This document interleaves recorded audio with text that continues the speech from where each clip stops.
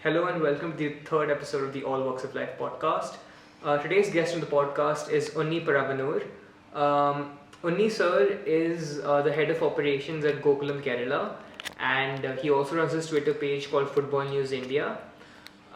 He was a great person to speak to, and we spoke about topics such as the state situation regarding football in Kerala, which is very strong, how he quit his job in the IT industry to pursue a career in football, the inner workings at the club of Gokulam, Kerala, and what the future lies for them. Moreover, we also spoke about Chuni Goswami, who passed away yesterday, and how he inspired a generation after him to play football in the streets of Bengal and India as a whole. We ran into some technical issues while recording the podcast in a video format, and hence we've resorted to having the audio conversation. So I hope you keep that in mind when you're listening to the podcast. Other than that, hope you enjoy the podcast. All right, Oniso, welcome on the All Walks of Life podcast. It's a pleasure to have you on. Just before we start the podcast, it'd be great if you could just give a little bit about a brief about yourself and how you got into football to our listeners and our viewers. Sure. So, my name is Unni Krishnan. I run the Football News in the handle on Twitter. We also have a Facebook page with the same name, Football News India. And I'm also on Instagram where I'm not really very active with the same name, Football News India. So basically, I'm an engineer from National Institute of Technology, Tiruchirappalli, and then I went on to do, went on to work with some IT firms in Bangalore. At the same time, I was, kind of pursuing my interest in Indian football. So basically, when I started off in my early days during school time, I wanted to be a footballer. Obviously, realized after a point of time that, I might not make the cut. So then went on to do my studies, then got into a job. At that point of time, I just realized that, or rather, I just rekindled my interest in Indian football and started gathering news and started following the leagues. At that point of time, it was I League, and because I'm a news junkie, I started collecting information, news about the league, started following it closely, and then I realized that probably I can channelize this into something like an aggregation platform, and that's when I came across this internet thing called RSS, where you can use feeds and gather information. So I worked on that a little bit and started gathering news, and kind of made a backend where I can automatically push news onto Twitter. So in 2008-9 period, I started Football News India, and I started using the backend that I made. I started automatically pushing news onto Twitter, and this is how it all started. And at that point of time, there were not many followers for Indian football. There was not much of buzz. It was me and a few others, and I also, kind of. Uh, it was like more like a bot nature for the whole thing, because I never used to go to Twitter and check what is happening, whether followers are increasing and all those things. I was just pushing news as if there is no one else on the other side who's consuming this. And it went on for a while, and then in the 2013-14 time frame, the Bangalore FC came into picture. I-League got a little bit of fillip at that point of time, like in the sense there was much more interest. The league was going to a city where, which probably had a lot of European football consumers, and they were replicating the kind of fandom which we could see abroad and all those kind of stuff. And I think generally there was an upswing in the way football was consumed in the country. And then came the ISL, and that actually propelled the whole thing to a different level. And the first three seasons, as you know, a lot of legends in world football came and played here. So those things actually, I mean, created a lot of media buzz. A lot of mainstream media started, actively covering football. All these things happened, and at that point of time, I also thought that probably I should take a different approach on my social media, that is basically Twitter. So I stopped being a bot and I started, manually posting these news. I still was an aggregator, and but I had a change in the strategy.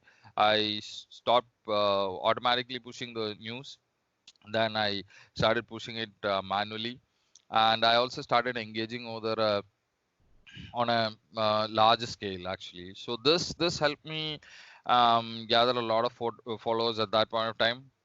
At this point, I think we are close to 67 to 68,000 followers on Facebook, and close to 40,000 on Twitter. So this is basically the, I mean, like overview of what I was doing, and I'm still continuing despite actually joining in a football job. I have started continuing to push news on to Indian football news in there, and it's still going on. No, I Yep. feel that's like a really good debrief, sir, because there's a lot to unpick from there actually. Because I actually wanted to start from the really beginning. So I think I read Yeah. this article that you promoted on your Twitter page. Actually, I think it was Mhm. Scroll did an interview with you, and Yeah. and they mentioned, and actually you mentioned how your love for football actually grew with the Kerala police team, and then you took that on at university as well, and you pursued your interest in local football, which Yep. is totally different to at least how I perceive it, because I'm born into a generation when I actually started to watch mainstream football in India. It was more only Mohan Bagan, East Bengal. That's because I was born in Calcutta, Yeah. and that would be the only match I would watch. And then my interest peaked when the ISL came in, when you mentioned the larger stars who would come in like Robert Perez and other names that came in. So I Yep. feel that how much of an emphasis do you want to focus on things like the local football? Because I virtually did not know any of the CFL teams when I was growing up. It was all about the Premier League, and that's partly because I'm a Liverpool fan, because that was all that was on television. So Yep. how much do you think that local football, such as the Kerala police team, had an influence on you when you were growing up? Oh, that was massive actually. I mean, like, I would say, like, people who were born in the 80s, like me, who was born in Kerala at that point of time, who would have had some memory or the other with the Kerala police team. Because the police team won the Federation Cup, I think twice, and the core of that team was also involved in winning Santosh Trophy for the state in the early 90s. And I remember, I can't remember the year properly, but I remember that after winning the Santosh Trophy, the Kerala government had announced the holiday for all the schools as well. So these are memories that linger, with you for a Yeah. lifetime. And being guy that was born in the early 80s, so the thing was like you did not have access to the European football much. All you Mm. had access was like, and I mean, like, the cable television thing also started coming late into the 80s, I guess. So we pretty much grew up in the early years were in the DD, phase, where Yeah. not Yeah. much of football was there. Obviously, I mean, once in a while they will just cut into like probably a UEFA Cup final or something, if at all they get a feed. Otherwise, Yeah. Yeah. there's nothing much accessible, and all your interest basically in the game, for the game, was either you are playing it in the fields, or you are reading it in the local newspapers, in the vernacular newspapers, and that was pretty much. And football was a big thing in Kerala. I mean, like, from a long time. Even the early 70s and 60s, late 60s, I guess.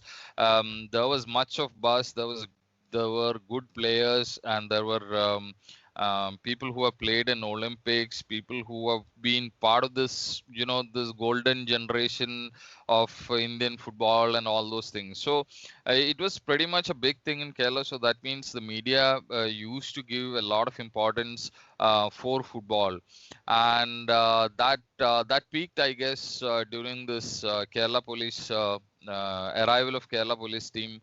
And also, Santosh Trophy is widely celebrated. I mean, in Kerala by the media. So it's like a mini World Cup for Yeah. Yeah. states, and a lot of attention is given by the media to those things. So at that point, when I still remember that, gluing to the radio, listening to commentary of this Santosh Trophy matches that has happened in different places. I think a Goa edition of Santosh Trophy, a Maharashtra edition of Santosh Trophy, all these things I used to listen, I mean, to the commentary on the radio, because there was not much of coverage at that point of time, and reading a lot of vernacular news reports about this. So basically, at that point of time, I did not have any international footballing heroes apart from probably an enigma like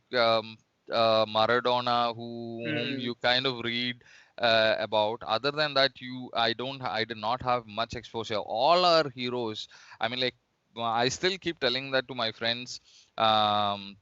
When we discuss, so we used to have a field outside our house, and we used to play over there. So at that point of Yeah. time, whenever we are playing, like when you take turns to become the goalkeeper, you are like trying to tell that, okay, you are this guy called KT Chaco, who still is Yeah. one of Okay. my favorite goalkeepers. I mean, even though I haven't seen him in real, he's still one of my idols. So we are like, okay, this is save that KT Chaco would have made. If you're making a block while you're being a defender, you will compare it to Right. Yeah. Satyan.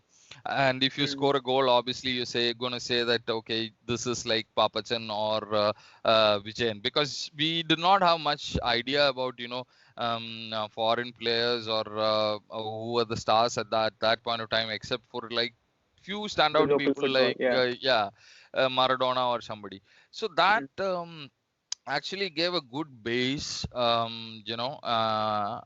that point of time. And what really happened when I joined my college for my undergrad was that it kind of stopped, because at that point of time you're staying in the hostel, you don't have much access to vernacular newspapers. Obviously, I studied in Tamil Nadu, so that means I did not have access to Malayalam newspapers and all those things. But then after a point of time when I returned to the IT industry, that's when I thought that probably I can. At that point of time, internet had also become much more accessible, and Right. Yeah. you are sitting in the office in an information technology related job, and you have access to internet all through your office hours, and probably we make use of that, and build upon that to make a aggregator. So that is how this whole thing panned out.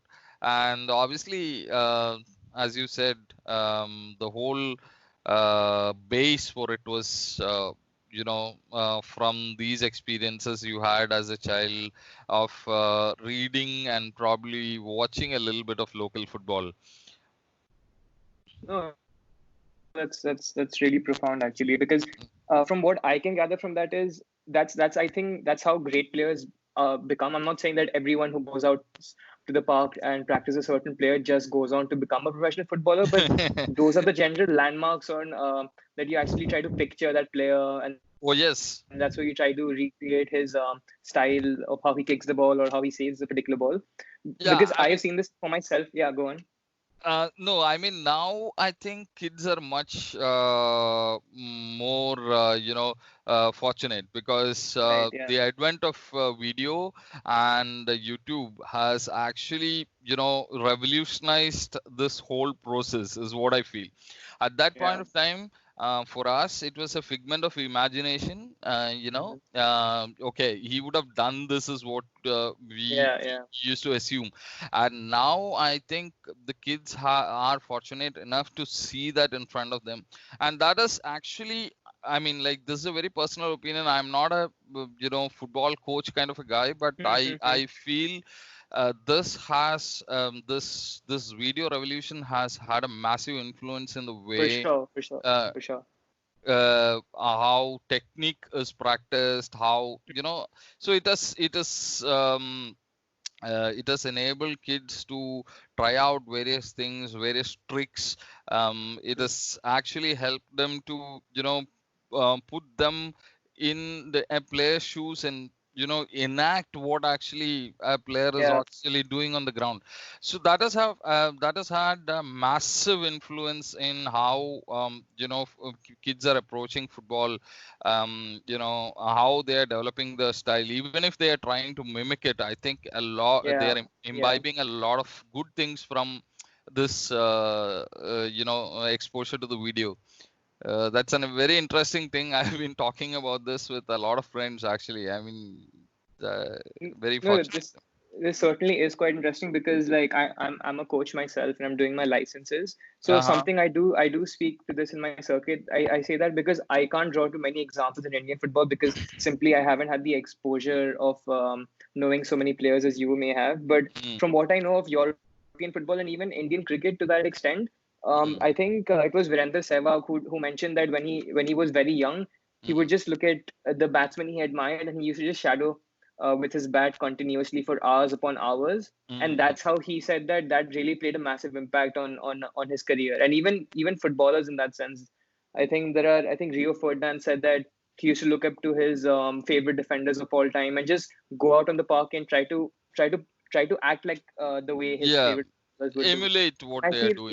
Yeah. yeah, and I feel that's really strong just because I think that's where your general love of the game comes in, and then that's how you start actually kicking the ball. And I think those are the foundations of becoming a good footballer. Because Yeah. sorry to add on, but like I was Yeah, speaking good. to another guest on this podcast. Yeah, I Mm-hmm. was actually saying that because I've coached in Madhya Pradesh as well, and I've coached in West Bengal and Mm-hmm. Delhi circuits as well, and I've seen a Mm-hmm. massive difference in the technique and in the quality of these players. And what I Mm-hmm. body that down to is because of the exposure that these boys get at a young age. I feel that the boys in West Bengal get exposure to the sport at a much younger age than the boys in Madhya Pradesh when I went there. Oh, Because yeah. it was an eye Yeah. opener for me to see that there's only one professional club in Madhya Pradesh. A state so big only having one professional club. Mm. So that's what I body it down to. I mean, you were saying that you had discussions along these lines. Do you have anything else to add on this? Um, yeah, I mean, like, certainly, so this is something that, as we discussed, like the advent of video, the Yeah. availability of online content, has, the people consuming that has increased so much. And now with everything being accessible on mobile as well has, Yeah. even more, yeah, changed the landscape. Unfortunately, in Indian football, I think we still lack a bit of, content on Mm, the yeah, for online. sure. Yeah, so that partly is, I guess it is because that there are strict, stringent copyright laws and all being Mm, executed here. So yeah. you don't see much of compilations and, of Indian players. You So that those things, I guess, if allowed, I mean, like, if becomes a norm, I'm sure that kids are going to take notice of these players as well and start emulating them as well. Right now, you can get like 1,000 videos of Mesut Ozil or Mm, Salah or yeah, any any player of in the these, world, yeah, basically. any players. But if you search for an Indian player whom you want to idolize or you want to replicate, Yeah. the availability of content is way minimal. So that is that. a problem. But I'm sure that the people on the internet, I'm going to circumvent this stringent For sure, that's the hope. yeah, and no, it will definitely happen. I'm sure that Yeah. this international content itself, I'm sure that the laws are pretty strict and stringent, but they are still being able to circumvent that and do that, and that too Mhm. in like credible platforms like YouTube. I'm Mhm. sure time will come for Indian football as well to be there with a lot of content, but it might just take a little time, but it'll be there definitely. Yeah, that's really interesting. Sorry to go off into a tangent, but like if you want to explore this point a little more, so I Yeah. was reading because I'm an avid watcher of the Premier League. So I was reading about Mm-hmm. this that the amount of camera angles that are there for an average Premier League match compared to an average women's Premier League match is Mm-hmm. drastic. I mean, if Yeah. you consider, you can watch basically any single angle you want to explore if you're watching a Premier League match, be it like Bournemouth versus Watford or Yep. even, but you won't be able to get like a proper shot even for like a proper derby match in like say the women's league. So I feel that it totally comes down to the commercialization and the economics of sport in that sense. So the people at Sky Sports would obviously think that okay, we're going to get so many eyeballs for this men's match, but not as many compared in the women's match. So I think that's what it boils down to, don't you think? You mean the way the The way, broadcast yeah. So happens? Is that exactly. what So you're asking? in the sense that young girls then wouldn't have as much information coming out to watch their idols playing in the women's league, let's say. So that's something similar we can observe in Indian cricket and Indian football in that sense, that how much emphasis is put onto the commercialization of the sport, and rightfully so in the terms that of the money that's the cricket's bringing into the country. But then again, that sees a sport like football falter in some sense, that it doesn't get as much coverage as say an average cricket game in India. Oh, yeah. I mean, that is pretty much sure. I think the gap is Yeah, still yeah, huge. massive. I mean, not even huge. It's like a mammoth gap between football Yeah, and cricket right now. So, I mean, it'll take time to bridge that gap.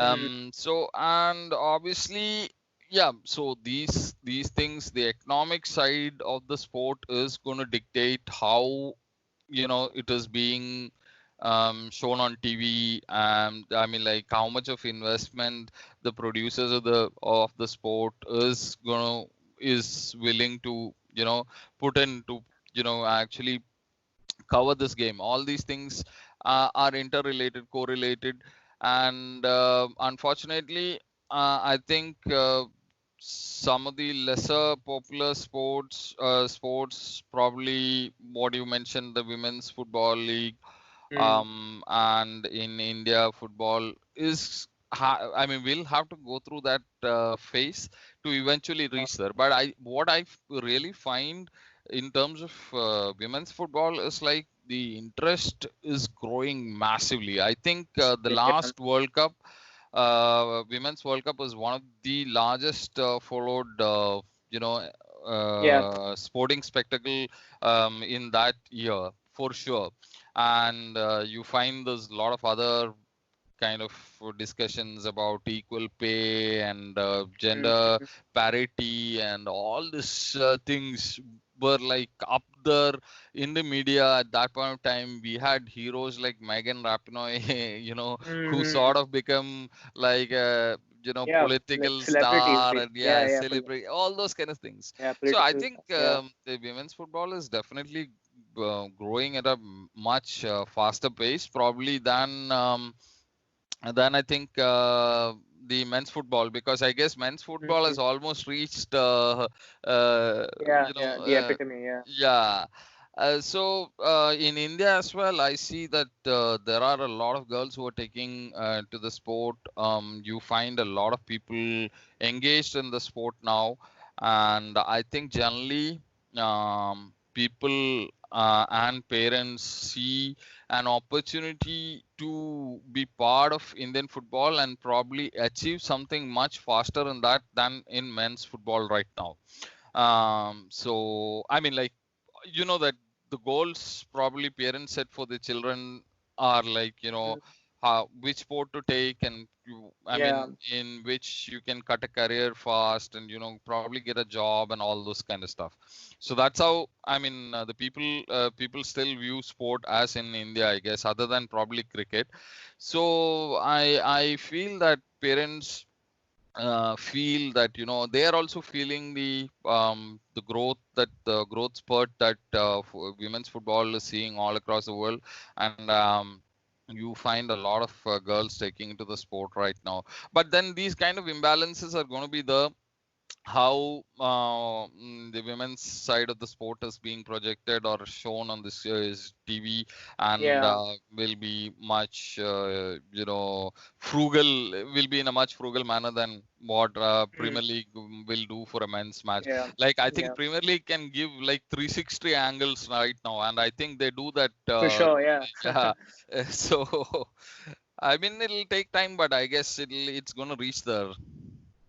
No, I feel, yeah, I feel some really good points you've made there. And I think that in terms of the development of women football, you guys, especially at Gokulam, are doing like really good steps for that actually. I would like to just congratulate you on winning the league, the women's Thanks, league man. rather. Yeah. Yeah, and I think you guys are really taking some good steps in towards like obviously you said that there'll obviously be some kind of difference between the men's and the women's sport, and you raised aspects such as the gender pay gap and things like that. But Yeah. what I feel is that at least we as society can at least make the strides towards getting there, and then we'll see what happens. Obviously, like if we put the amount of interest we have into the women's game, then maybe in years to come, I'm not saying it'll happen in a couple of months time or a couple of seasons time even, but in years to come, maybe we would reach a stage where it would be as popular as, let's say, the men's league is. Don't you think that Right. at least if we keep making strides, that's the most important point here? Oh yeah, actually, I mean, first of all, we should provide them a platform Yeah. to excel, right? And Yeah. that's exactly what I guess our club Gokulam is doing.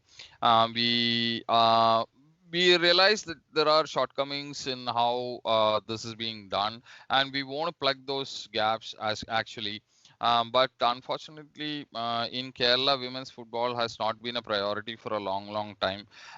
It still isn't a priority for the state association. So these are things that we have to take into cognizance before, when you start criticizing, like, okay, the way you're doing things are not correct.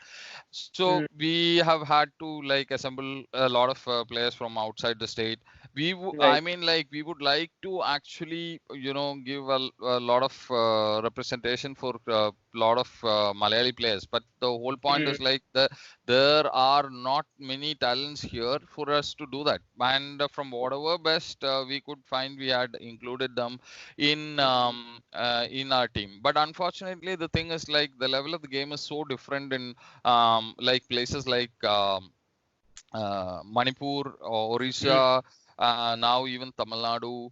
So all these states are actively pushing and have already started doing that. I think Manipur is way ahead because they have active women's teams, and they have a pretty decent league as well. yeah. Odisha again is, then you find other states like Jharkhand also. So, so from Gokulam side, actually, our media manager, Mr. Kevin Kishore, his Hmm. name is Kevin Yeah. Kishore. He's the one who's managing the women's team. He has done a fantastic job. First season he came in was last season. He had a complete thorough look of what is the composition of this league, how things are being done, and then he went on to build a very good team this time, very solid team this time, and that earned us the title this time.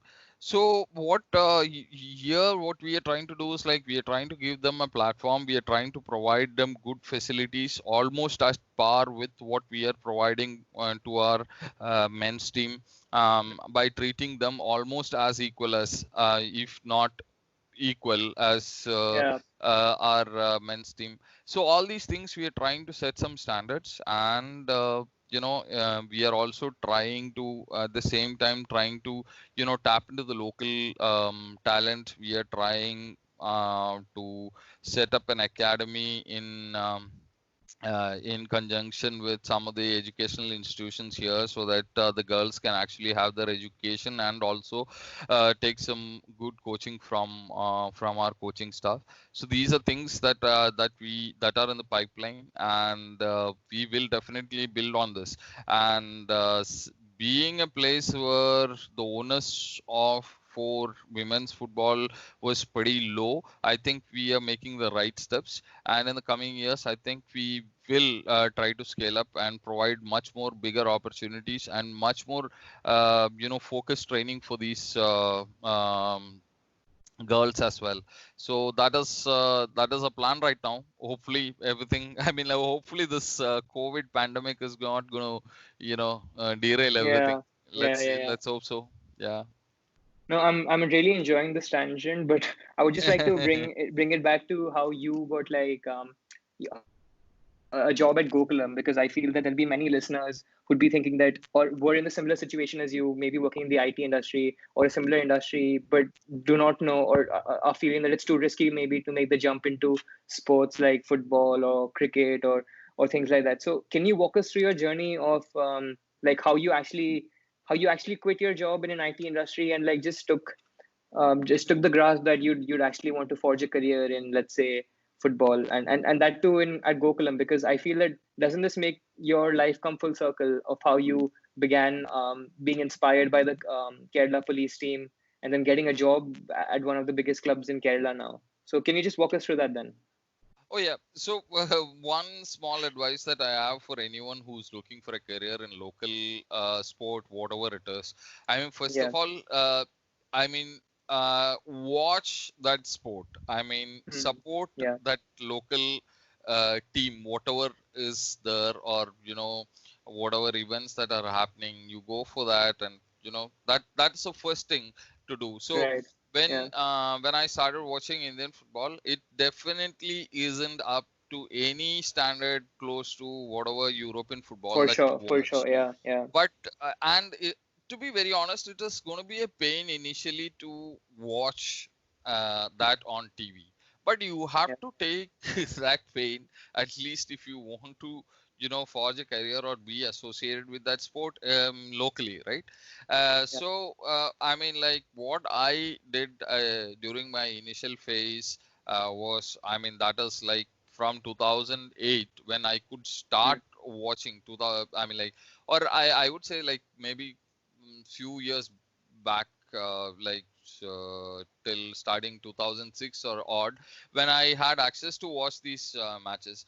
I used to watch a shitload of matches on whether it is I League, if there is Hmm. some AFC under 16 match that is happening, and there is some stream there, and I used to put out those streams as well on my Twitter handle as well. Yeah. I still remember like still watching like AFC under 16 matches in 2008, 2000, all those kind of time frame.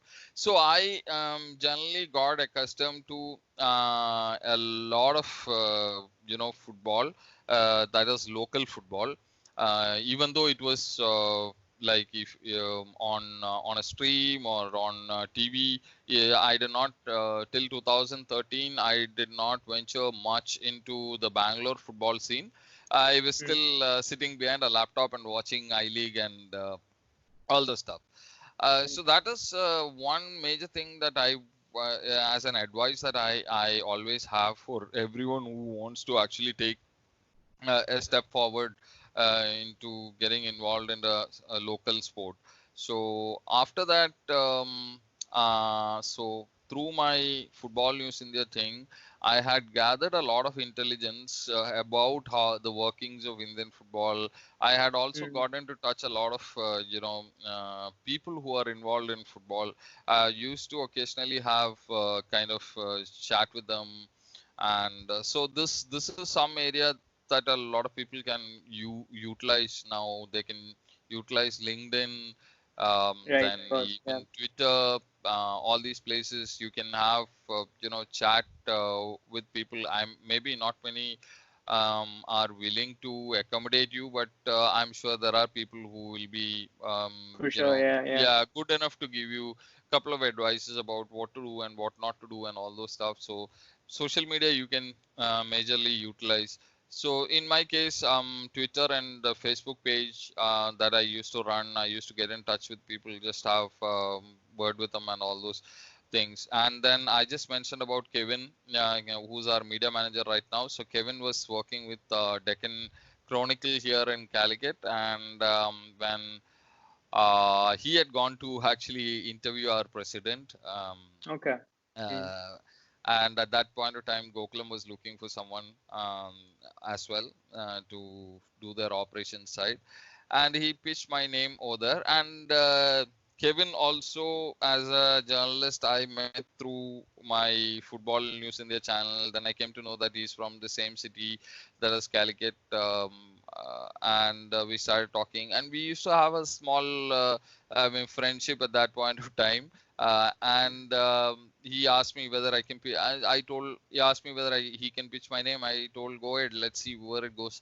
And he pitched my name over there, and then the president actually proposed for a meeting with him in Chennai. I went over there. We had, I think, I had a couple of calls with him as well before that.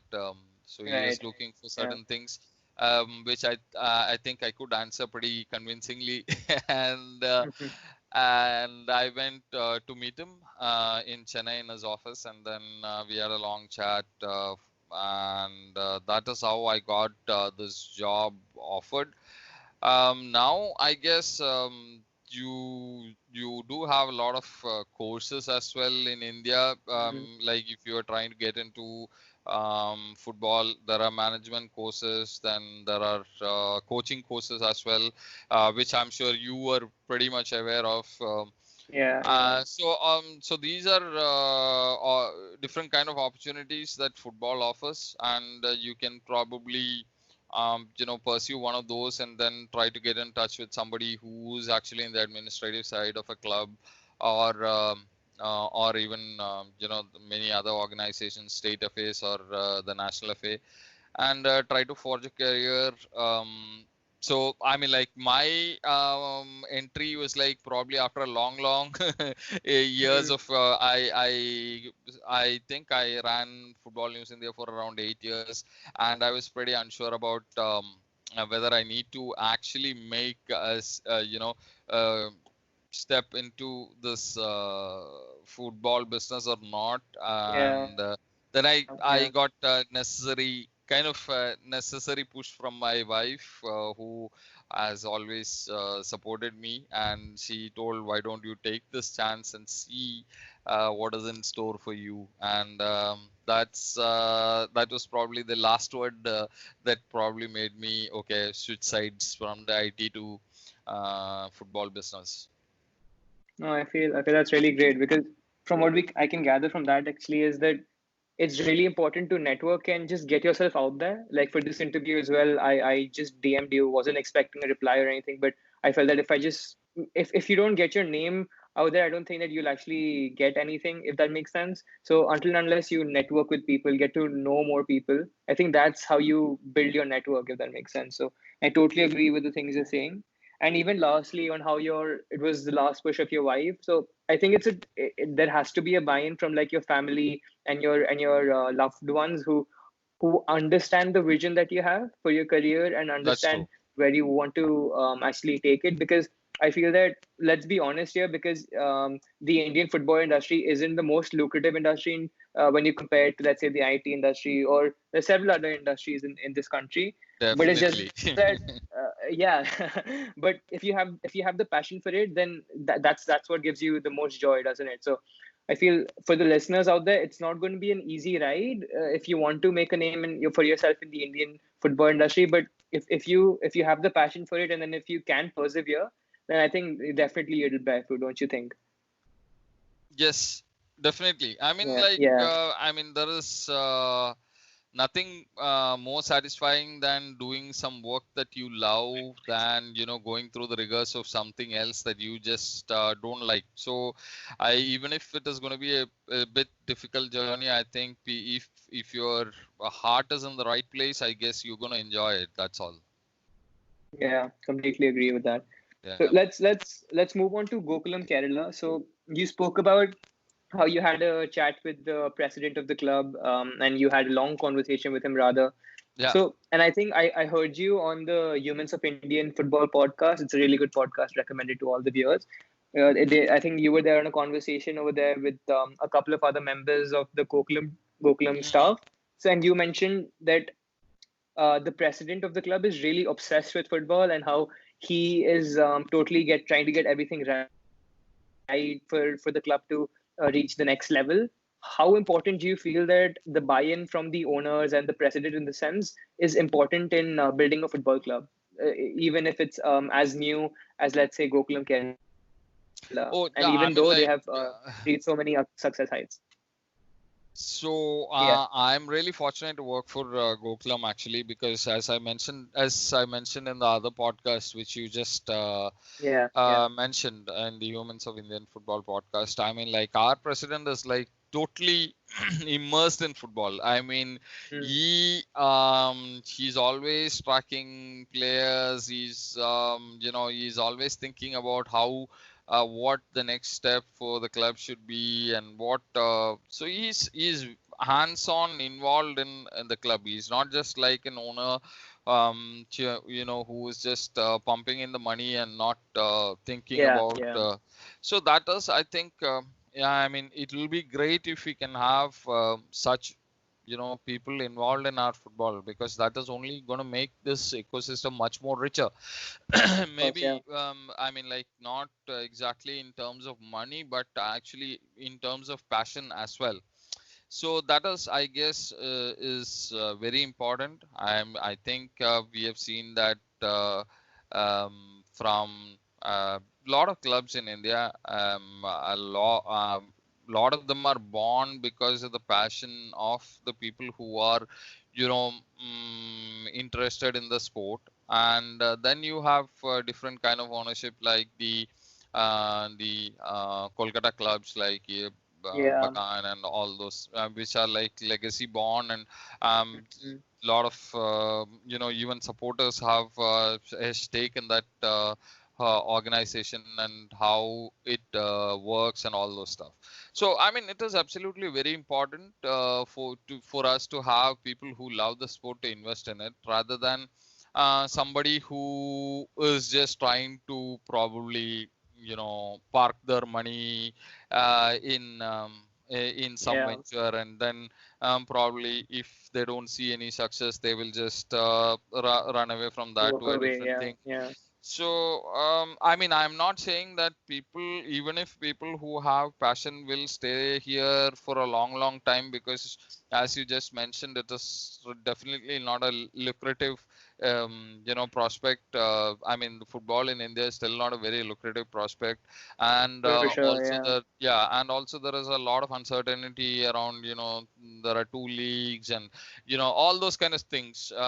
So, Mm. I'm not saying that people who have invested are going to be here for eternity, but it is very important, even if our short the stint is, I mean, like, people who are Mm. interested in the sport coming to invest in it, will only make this place much more richer.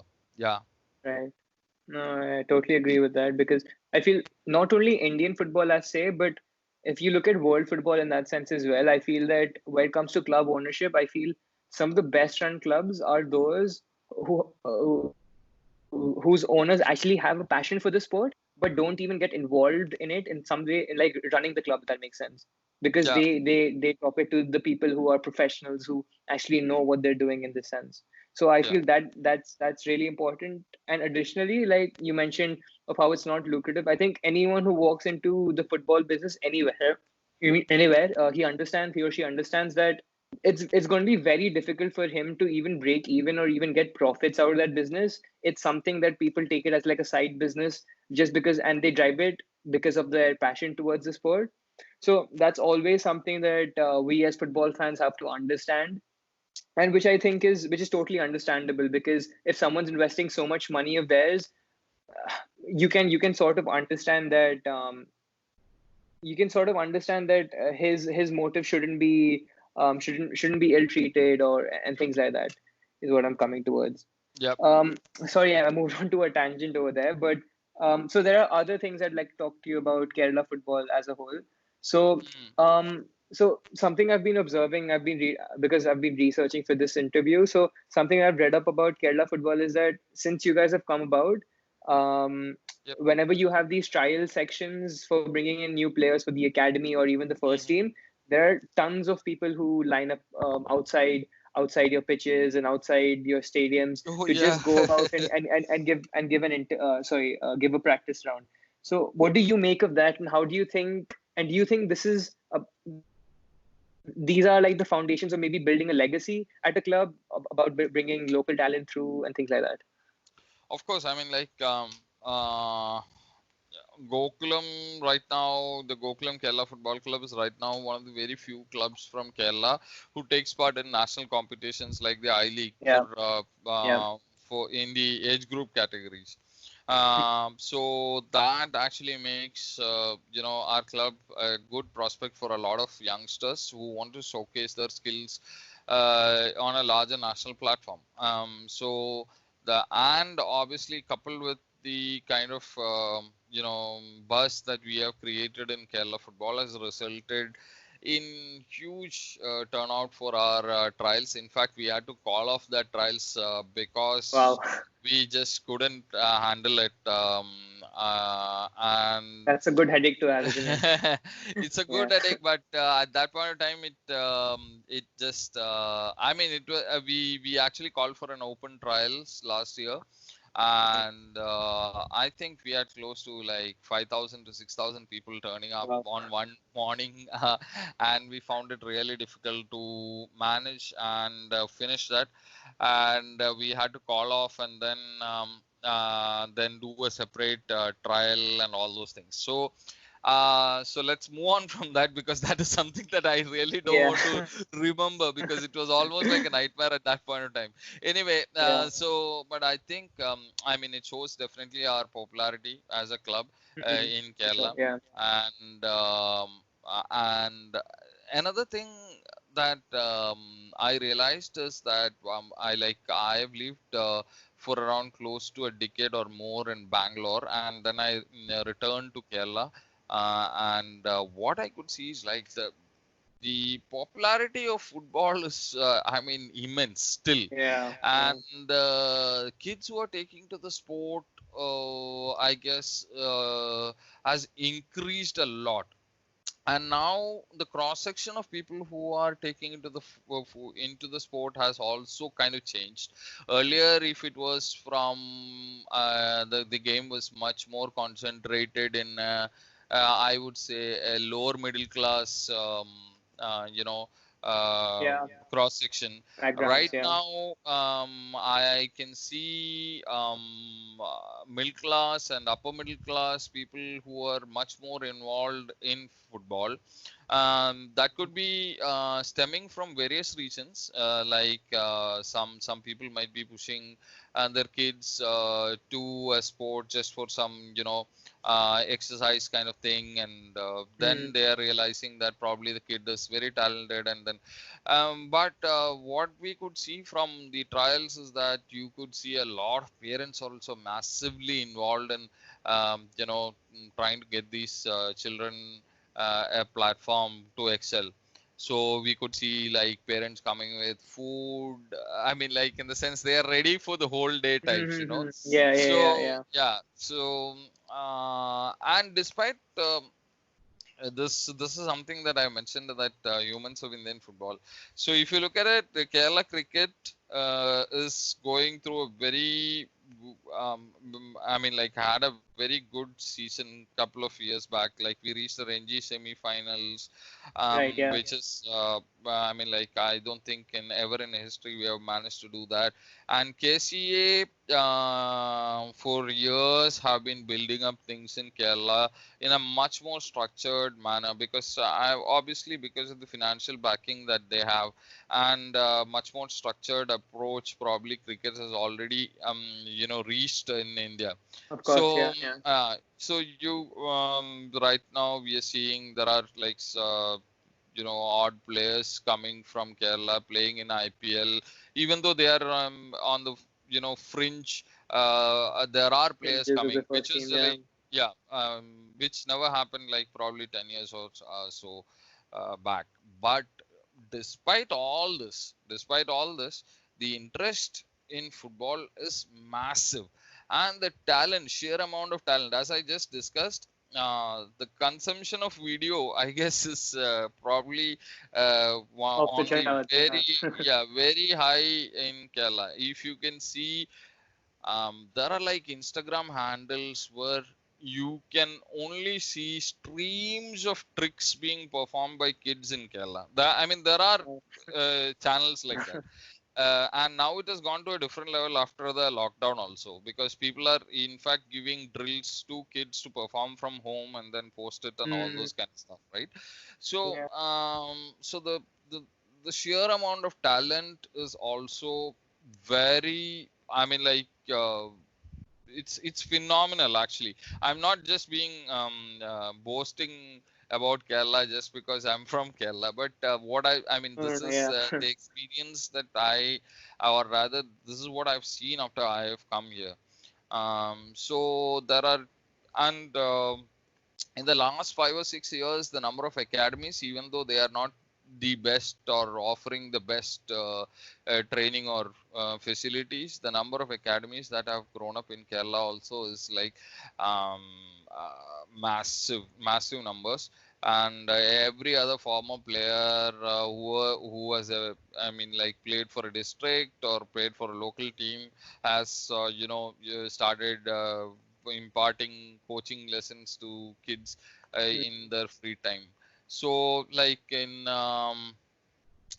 so I'm stationed in Calicut right now. There are close Right. to 140 academies inside Calicut itself in this Oh, district. That's what the official number. I think it is somewhere close to that, the official number.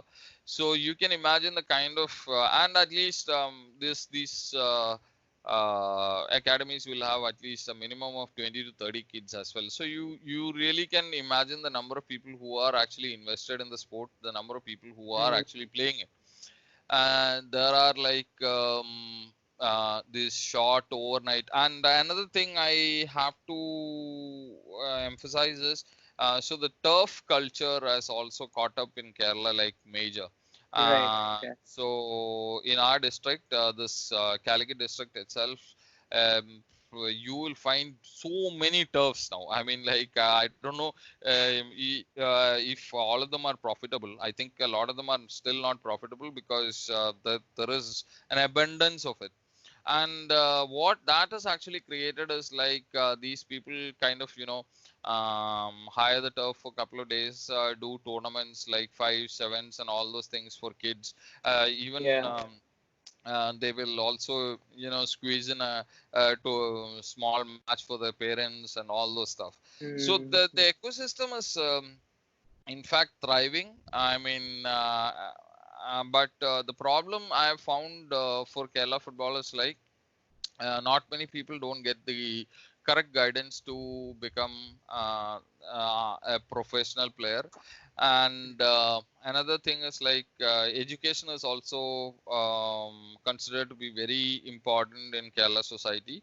So that means after like the kids will take the sport very seriously, probably till 8th standard or something, then they will shift mm, their the importance is much given much more to um, education than the sport. So that means you will end up losing some of these. I'm not saying that education is not important, but Right. that No, but balance, maintaining that balance is probably a little bit difficult for the parents and the kids.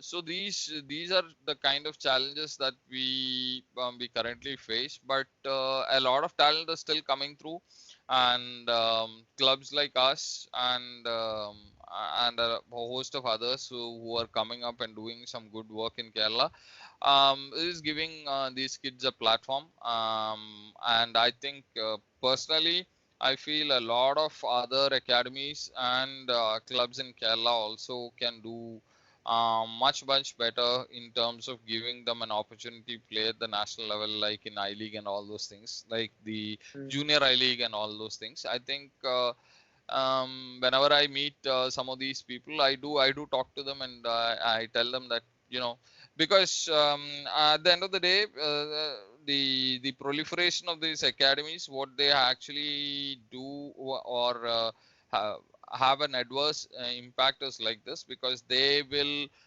register these kids and keep them to themselves, but they are not able to provide them that right opportunity, but they don't want to part with their kids or good talent to right. others who can Right. actually provide them Better the services. Yeah. yeah.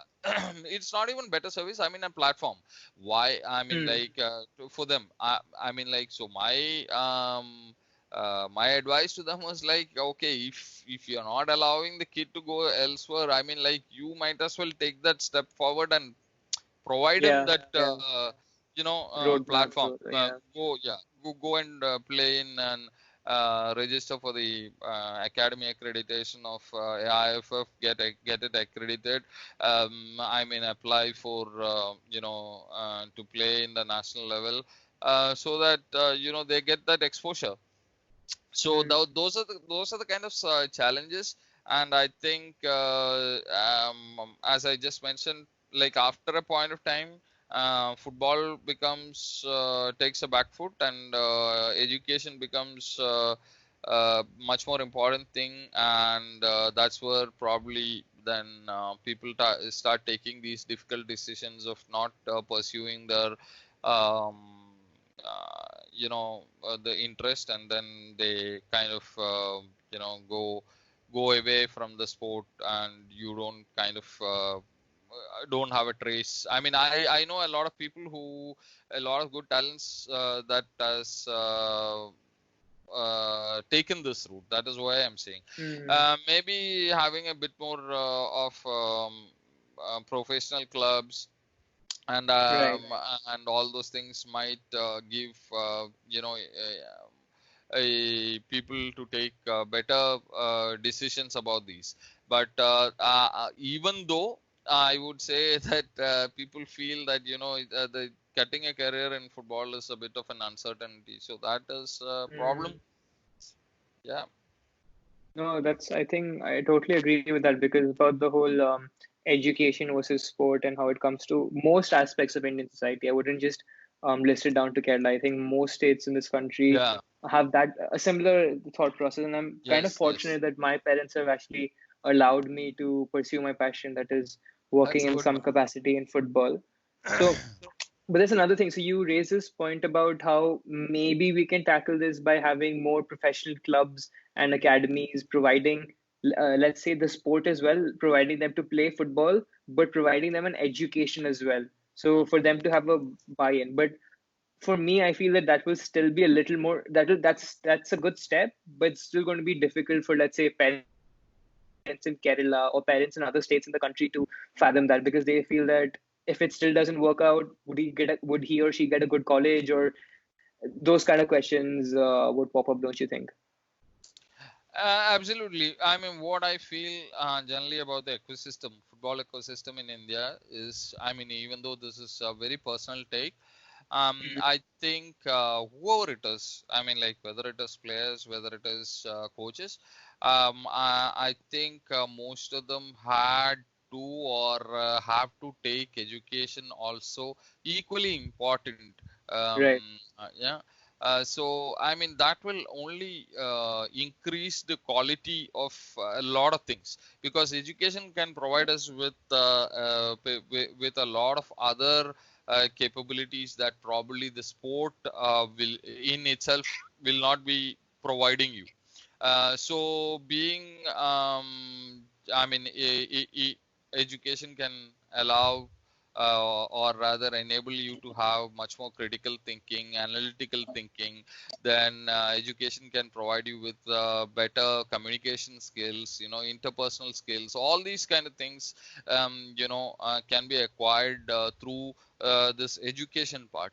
And sport obviously can enable you with a lot of things. I'm not saying, but when you combine this, I think it creates a much better individual to altogether.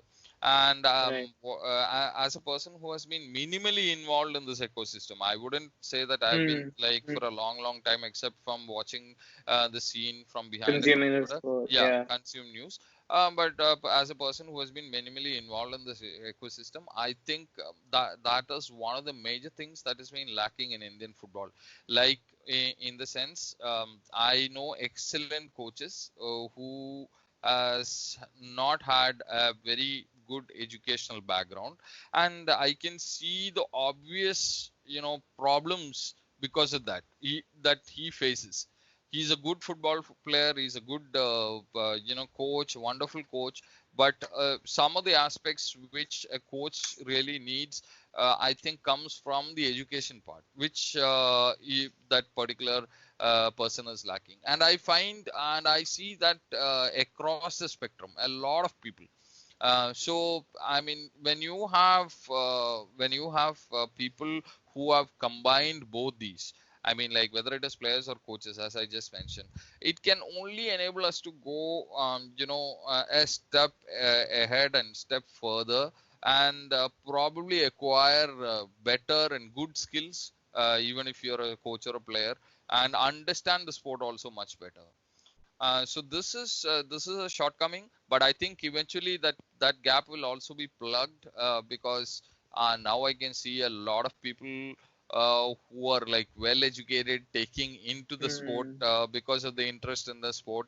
I can see a lot of engineers who are involved. I'm not saying that Yeah. that is the Just because of uh, your the ul- background. yeah, that's the best thing to happen or something. I'm not saying like that, but I can see that people with diverse interests who are already Right. involved in a lot of other things are coming back, or like trying to get into the sport. And this is only going to make the ecosystem much more vibrant and better, because we need a combined effort of everything to work for the sport in this country. Like whether it is just the sport, or whether it is a combination of skills that can be acquired through your exposure to a lot of other streams, um, too. I mean, like obviously, like people who are involved in technology getting into the sport can enable us to have a different perspective and probably a different outcome as well. I like that. The importance of education is also very should be kept very high. And in the coming years, I think this whole gap will be plugged. But it's going to take some time. Sorry.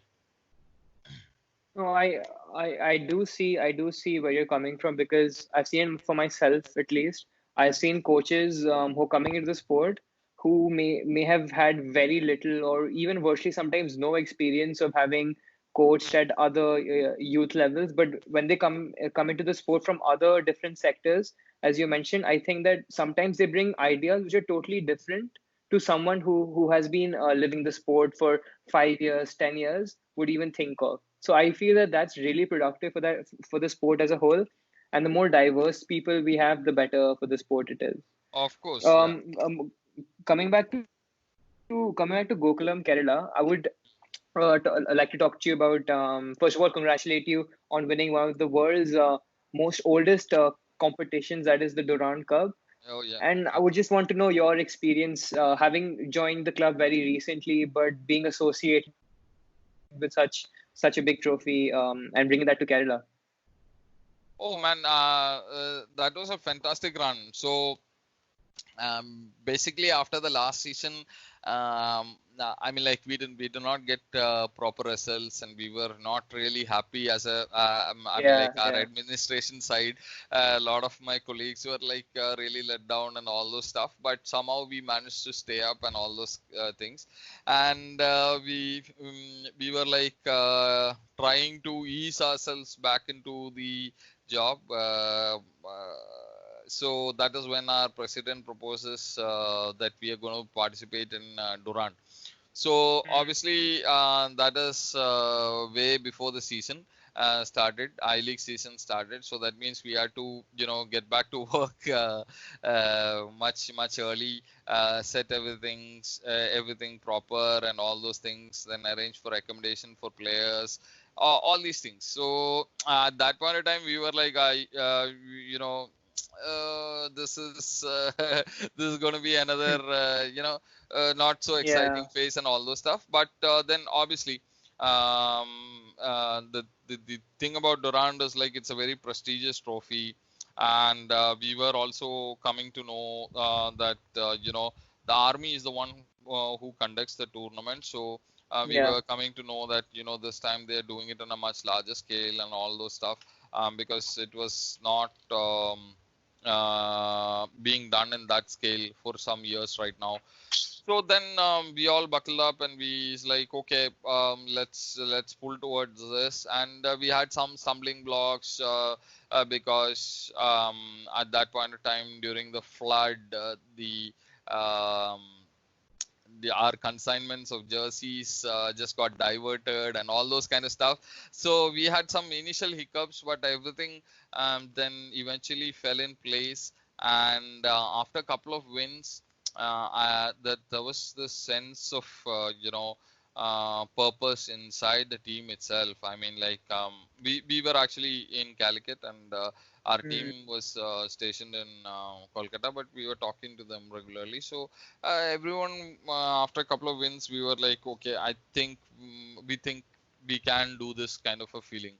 And then eventually it did happen. So, and thanks to our president, the people in our office here in Calicut also had a chance to travel for the final and watch the match. He had also invited some other dignitaries who were involved in Kerala football as well, and we all got to watch the match. And for me personally, like I've always wanted to watch a match in Salt Lake. I mean, like every year I'll plan that, okay, I need to go for this Calcutta Derby this season, and that is that's a plan that never materialized. Then while we were traveling for Durand, I was telling my colleagues that, okay, I mean, the Kolkata Derby plan never happened, so at least recalibrate that wish or the bucket list to watching a match in Salt Lake. And thankfully we had this opportunity to watch match against one of the biggest teams in Kolkata, Mohan Bagan, and it was a different atmosphere as well. I mean, like as usual, the stadium was almost full. There were like loads of fans coming from all across Calcutta and probably the outskirts of Calcutta. So it was a totally different experience. I mean, even though Kerala is, I mean, like also consumes football very well, but I think the vibes in Calcutta is totally different, and no wonder it is called the Mecca of football in India or whatever it is. It is definitely the place to be if for an Indian football fan. Yeah. So so that whole atmosphere was like fantastic, and we could actually defeat. Coming to think of it, the same Bagan which won the I-League, almost the same Bagan which won the I-League, and we defeated them and took the title. And that was definitely one of the high points in my footballing career life, whatever you want to call it. It was a great feeling to be there actually and watch a match. No. I because I've been to the Salt Lake Stadium and I can totally understand. Even though I've been there as a fan and watching East Bengal play, and that's I'm kind of happy that you guys got a number over Mohan Bagan. But it must have been like a surreal experience having 60,000 Bagan fans in there supporting the club, but you guys just edging on and getting the victory, and that's so very dramatically in like like 96th minute, 93rd minute, somewhere along those lines that you got Yeah, the winner. That must yes. have been an experience. I mean, because I've seen goosebumps on myself when I'm watching it there, but winning it in such a fashion and being the underdog, and I mean, I can only imagine how that must have felt. Oh yeah, man. I I mean, think, like, yeah, go on. oh yeah. I mean, it is just a fantastic experience because, as you said, like we had almost, a full stadium cheering on for Yeah, their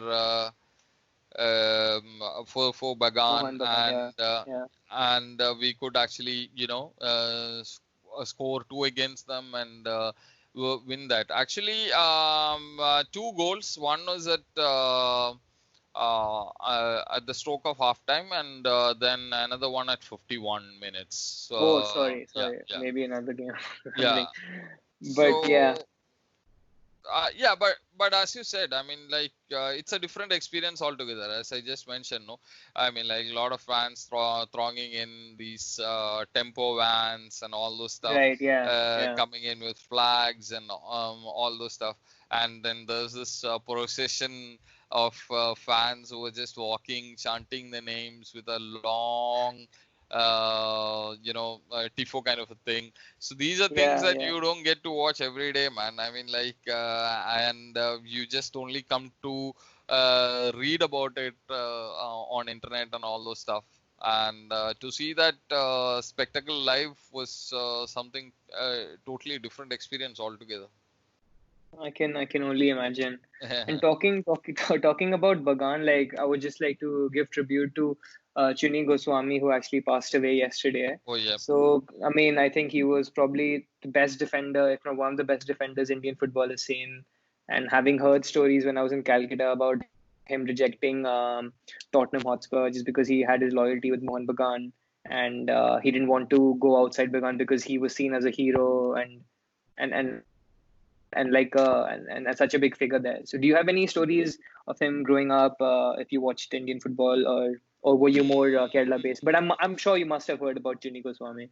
Oh yeah, I'm like yes, I have heard about them. I mean, like these are names that are celebrated all across India. Hmm. So as usual, as I said, I've read about him in different articles that have appeared in Kerala newspapers as well. As I just Mhm. mentioned, right, since we have also had these some footballers who were part of this golden generation or the golden period in Indian football. Yeah. There are a lot of senior journalists also who have covered sport at that point of time in Malayalam newspapers. So whenever they write, about the history of football or something, you can read about all these names and Hmm. their experiences and all the stuff. And also Kerala used to have some very famous tournaments as well. During those times, I mean, when we did not have this professional league kind of a thing, I think much of our football was based on having these tournaments.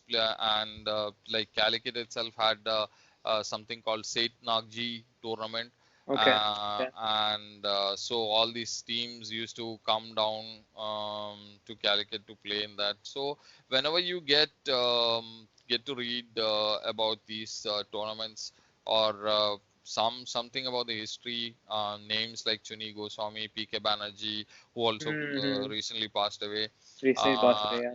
Yeah, so they get mentioned, and obviously, I mean, like I think people over here were in awe about such Hmm. talents, And it's unfortunate that we are losing. 2020 has not been very kind so far, Yeah, with yeah, so yeah. many big people in entertainment, sport, and And sport, all, yeah. yeah, passing away.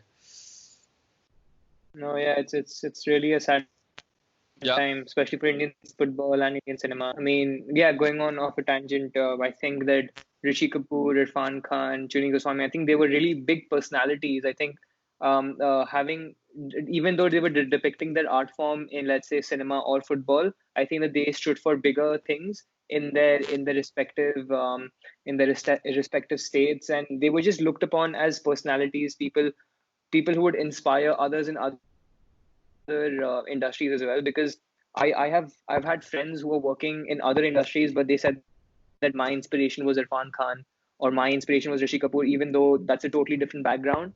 But Oh, it's something that it's something that we've it's a dear loss for India as a society. But I just feel that their stories leave a bookmark for other people coming up, and how they can get inspired from them, and generally live on. oh yeah, I think that's the positives that we can gather from there. yeah. So when I was raising this question, so when I was researching about Kerala football for this interview, I came about something that I felt was really peculiar. So it's something called the Kerala Sevens, and Uh-huh. from what I've heard is that it's like a massive festival. It's something like the IPL, but for the Kerala state, of the Mm. number of people who come there, having foreign players come in to play the competition. So I would just like to, because I generally have no idea about this. So I would just kind of like to have a debrief on what the Kerala Sevens tournament is all about, and what's the whole buzz about it. Oh yeah, I mean, there are a lot of sevens tournaments across Kerala that happens. So Hmm. basically, what happens is like, or rather, what used to happen was like, so once the harvest is done, so the fields become, I mean, like barren after the Right. rice crop is harvested, and then you Yeah. have Yeah. temporary goalposts being set up, and then you have a small court which is of 7-a-side size being made, and people start playing there, but over the time a lot of them has evolved into tournaments, where I mean, in fact, in Kerala, 7-a-side football is much more popular than 11-a-side football, and Yeah. because it is short in duration, then it is also much quicker because the rules are a bit different, and Mm. the ground size is much smaller than 11's ground, and it's like an instant entertainment. Yeah. Yeah. Yeah. You will find a lot of African players and all those people who come on, during this time. I mean, like a lot of foreign players come and play, and they all.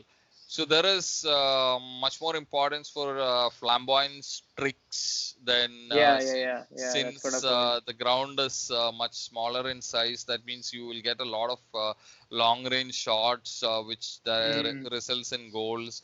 So and then it's like a local festive atmosphere, I mean, like Yeah. where That's yeah. yeah, where a lot of people just Watching some clips, it's more a festival, as you mentioned, than like sport. yeah, It's yeah, and as you said, that people enjoy having it's more likely that people will be skilling their way to make a goal, to score a goal, than normally how we yeah. see football, basically. In fact, a So lot of 11s players in the state have come from sevens background. So oh, okay. it has its own critics, and people tell a lot of things about sevens. But on the whole, I Mm, guess sevens has kept the football culture in Kerala uh, alive and thriving. When especially like in the late 90s and 2000s, I think there was not much of buzz in the regular football, but sevens actually kind of help to keep that thing rolling, the Spark alive, interest in yeah. yeah. No, that's really good. I mean, because I think people in the West can associate this to more five-a-side and futsal Yeah.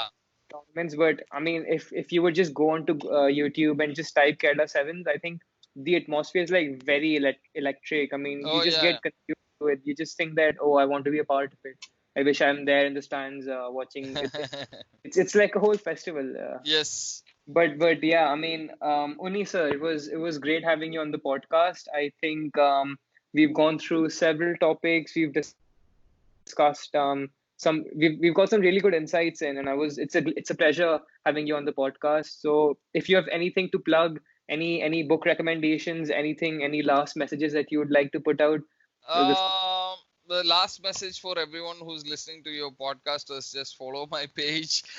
You can find it at Twitter @FNI, and on Facebook you can search for Football News India and please follow my page. I mean, like, I've not been making any money out of it, nothing. It's not a commercial enterprise. It's just baby born out of sheer something out of interest. Yeah, passion. yeah, And I'm edging close to 40K followers on Twitter. It will be great if yeah, followers of your podcast can make it to 40K, and yeah. also add some followers on